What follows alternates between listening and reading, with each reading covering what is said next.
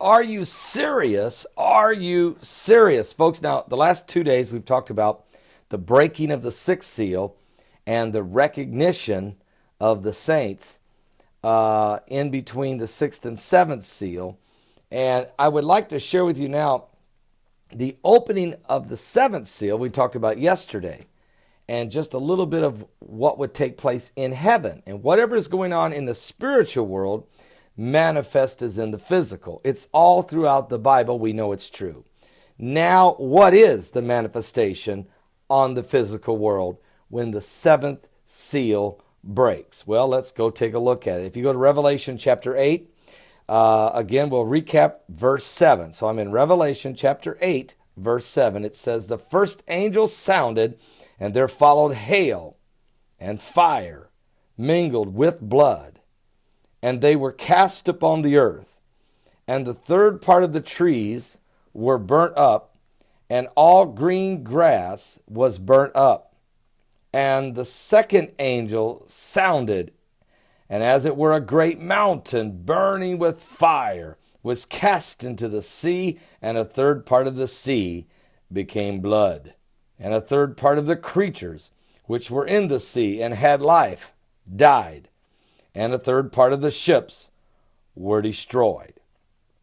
Now, there's no question for a great mountain burning with fire to come and crash into the sea and to wipe out a third of the ships in the sea and a third of the all living creatures there has to be a big asteroid, without question. And today just so happens to be a day that we have an asteroid that's going to go whizzing by the earth today within zero point 0.2 lunar distance, and that means that's only about 49,000 miles. That is scraping by. That's blowing by. That'll blow the hair, the wind to blow your hair out of that one. That's going to happen today. Here's the thing about that.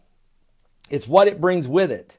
Now, in my opinion, to have a great mountain burning with fire to hit the sea to do this kind of damage, it's an actual asteroid itself or a comet itself.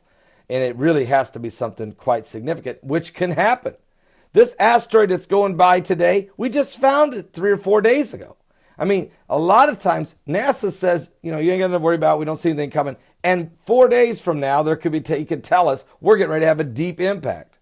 It don't have to be a gigantic asteroid.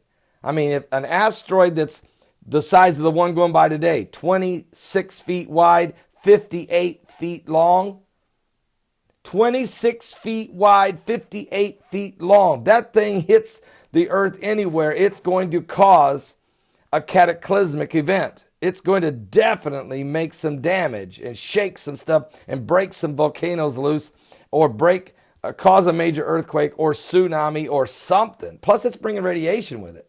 All right. So these events the Bible talks about, they are going to happen. It's not a question of if they're going to happen. They're going to happen. All right. Now, verse 9 tells us that it's going to destroy all the creatures in the sea. But now let's take a look at verse 10. It tells us, "And the third angel sounded, and there fell a great star from heaven, burning as it were a lamp. And it fell upon the third part of the rivers and upon the fountains of waters. And the name of the star is called Wormwood. And the third part of the waters became wormwood, and many men died of the waters because they were made bitter." That sounds like maybe a comet. So let's just say the first one's an asteroid, the second one's a comet. But those second and third angels that sound are going to cause the earth to get hit from things coming upon the earth. Now, Jesus said this in Luke 21, verse 25.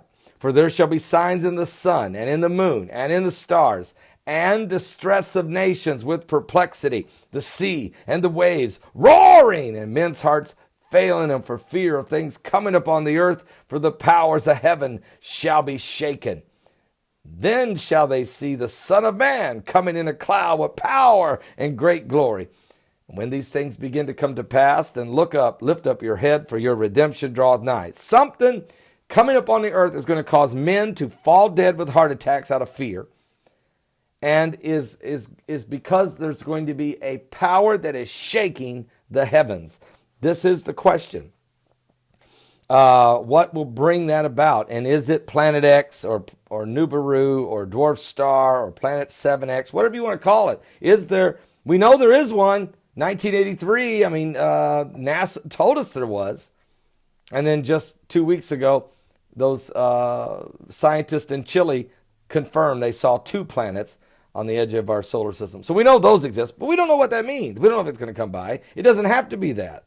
An asteroid or a comet can do the damage that these 2 events that relate to us here in Revelation.